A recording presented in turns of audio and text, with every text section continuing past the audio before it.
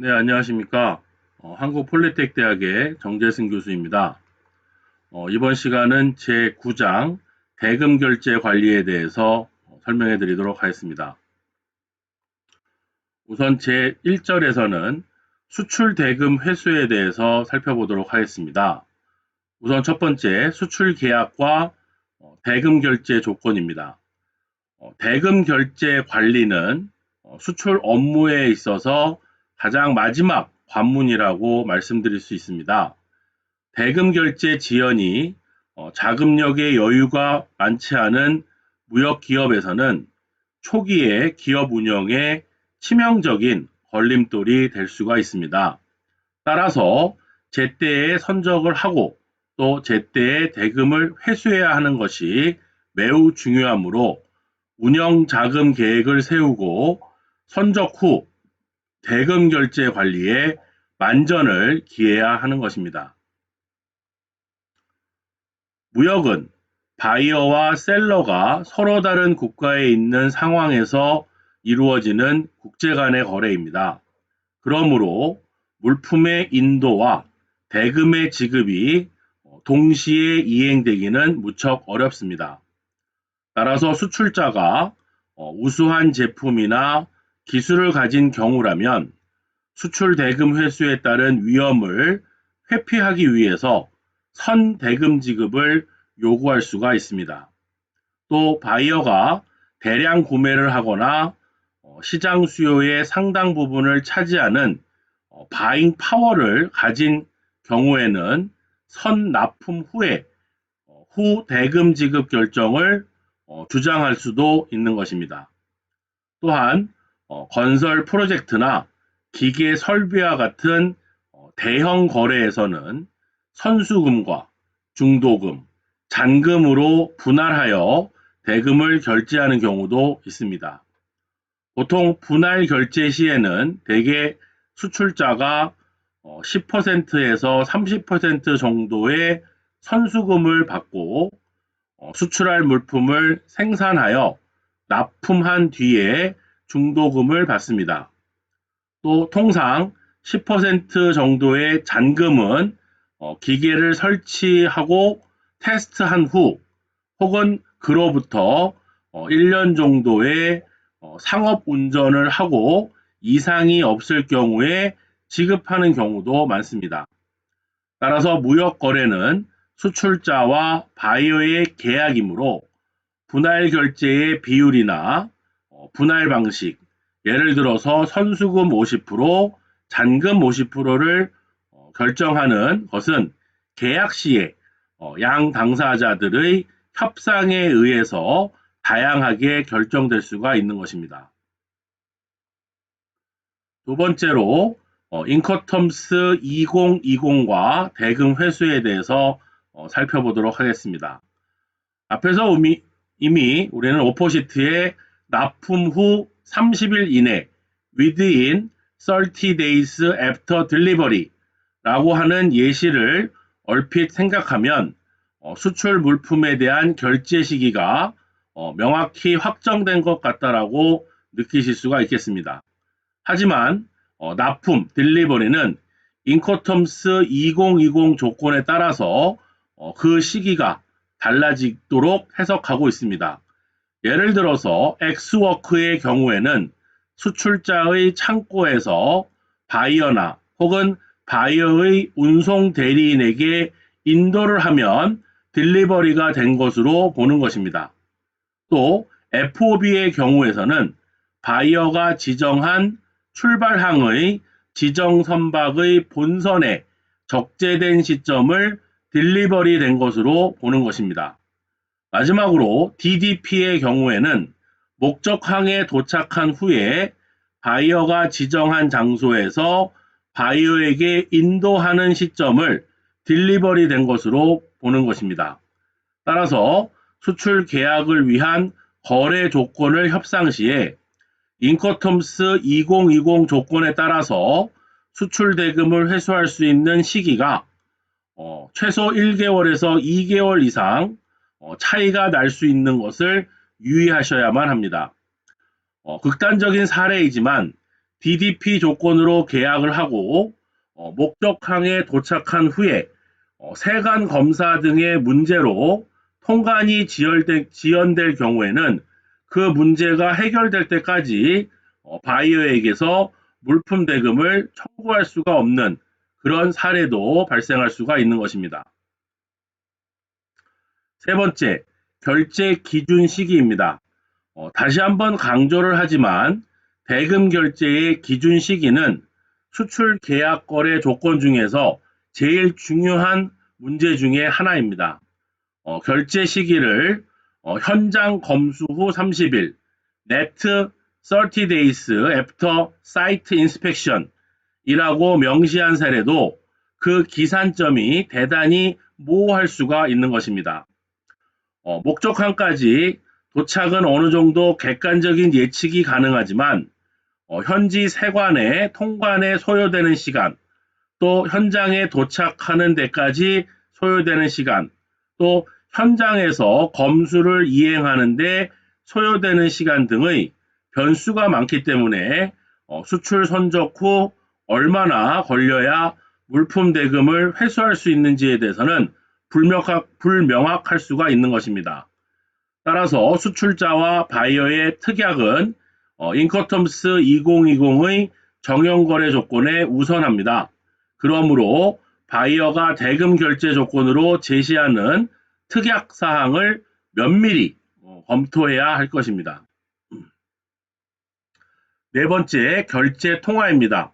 수출 대금을 결제하는 기축통화 커런시는 보통 미국의 달러화와 그다음에 유럽의 유로화, 그다음에 일본의 엔화, 중국의 위안화 등을 사용하고 있습니다.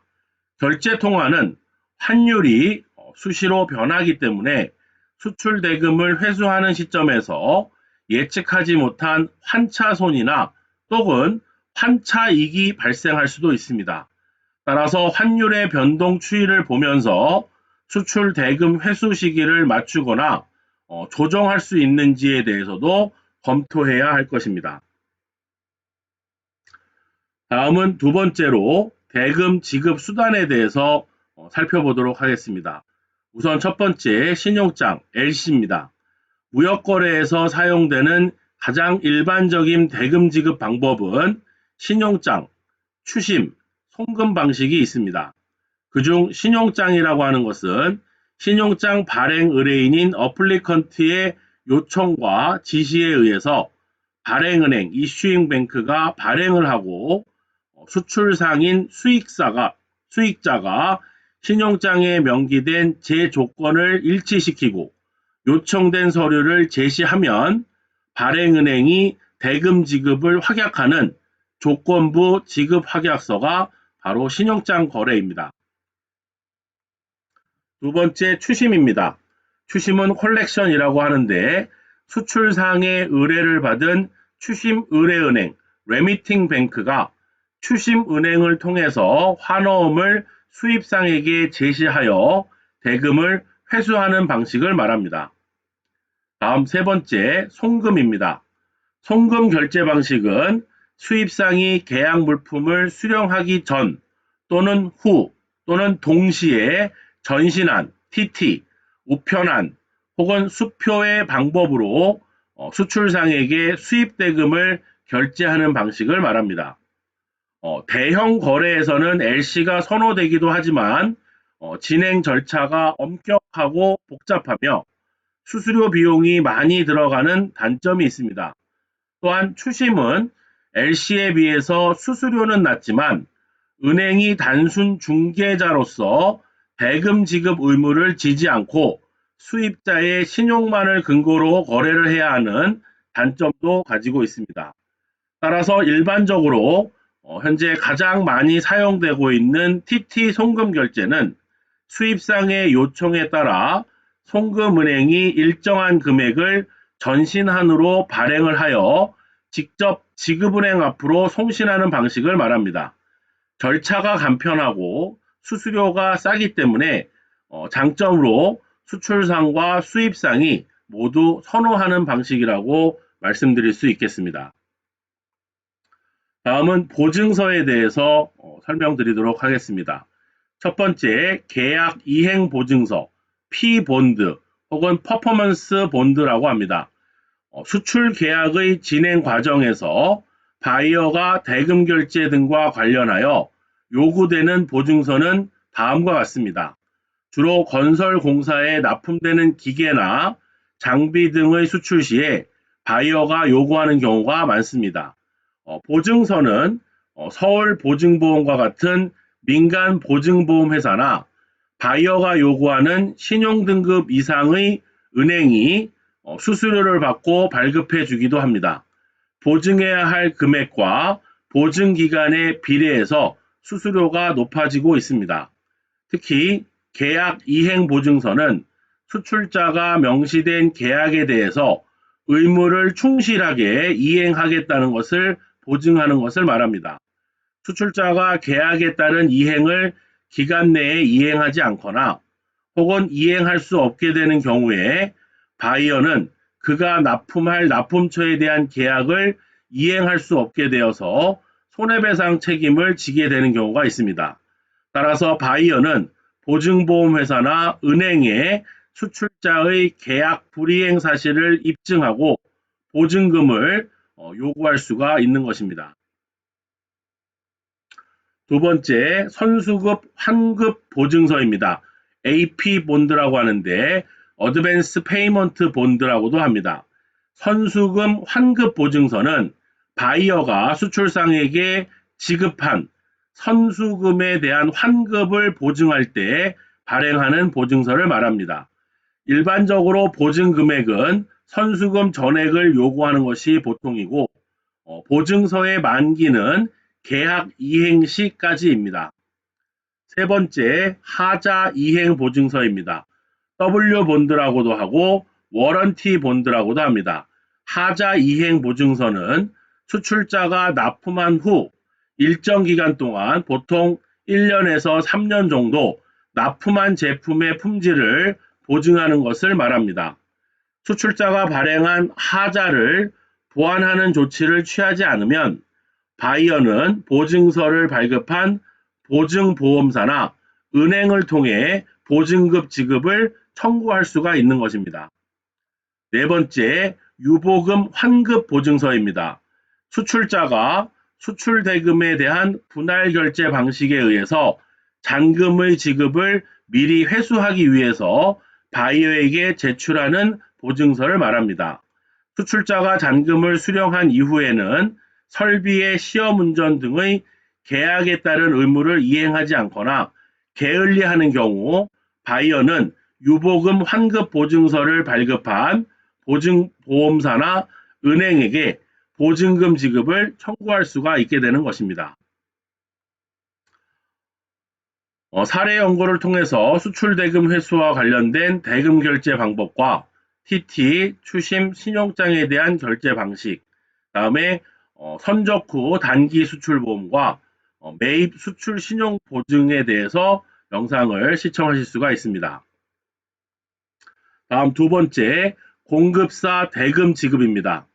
백투백 계약은 이미 앞에서 한번 설명드렸는데 무역 계약 시에 공급사와의 거래 조건과 바이어와의 거래 조건이 일치하지 않고 갭이 있으면 무역기업은 거래에 따른 위험을 감수해야만 합니다. 예를 들어서 대금 결제 통화를 바이어와는 미국 달러로 하고 국내 공급사와는 원화로 계약을 했을 경우 달러 환율의 변동에 따라서 발생하는 환차익의 위험을 부담해야 하는 경우가 발생합니다. 따라서 공급사에게 대금 결제해야 할 시기가 바이어에게 대금 회수할 시기보다 먼저 도래하는 경우 자금 운용에 부담이 가중될 수도 있습니다. 그러므로 거래 위험을 최소화하기 위해서는 무역기업은 거래 조건을 백투백 방식으로 조정하도록 해야 할 것입니다. 두 번째, 대금 결제 조건 협상입니다. 만약 백투백 방식의 계약이 곤란했을 경우에는 무역기업은 그 갭을 줄일 수 있는 방법으로 거래 조건을 협상해야만 합니다. 공급계약과 수출계약 사이에서 결제 통화가 다르게 될 경우 수출 계약 시의 환차손을 대비해서 가격을 설정하도록 하는 것입니다. 대금 지급 시기와 관련하여도 공급사에게 결제해야 할 시기를 바이어로부터 대금을 회수하는 시기보다 여유 있게 결정을 하도록 공급사와 미리 협상을 하여야만 하는 것입니다. 제3절 포워더 및 관세사 대금 지급입니다. 첫 번째, 포워더 수수료 지급 및 제반 비용. 무역기업이 무역에 대해서 경험이 많지 않으면 수출입 선적과 운송, 통관과 관련해서 가장 많은 업무 연락을 하고 도움을 받을 수 있는 업체가 바로 포워더가 되겠습니다. 포워더는 수출자의 위임을 받아 공급사의 창고에서 수출 선적할 물건을 출고한 이후부터 바이어가 지정한 목적항까지 또는 지정한 바이어의 창고까지 운송과 선적, 통관을 포함하는 일체의 물류 과정과 활동을 관리하는 기업이 되겠습니다. 포워더가 운송, 선적, 통관에 필요한 비용과 수수료를 청구하면 계약에 의해서 정해진 기간 내에 대금을 지급하면 됩니다. 두 번째로 관세사 수수료 및 관세 부가세 지급입니다.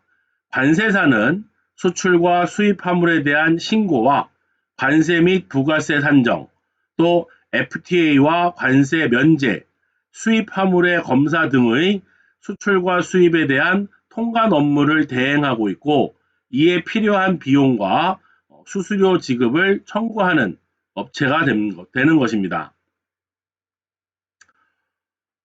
사례 연구에서 포워더의 기능 알아보기, 또 수입 시의 해상 선적의 흐름, 다음에 정기선 해상 운송 흐름, 해상 운송 부대 비용 이해, 다음에 관세사의 모든 것 등에 대한 영상을 시청하실 수가 있겠습니다.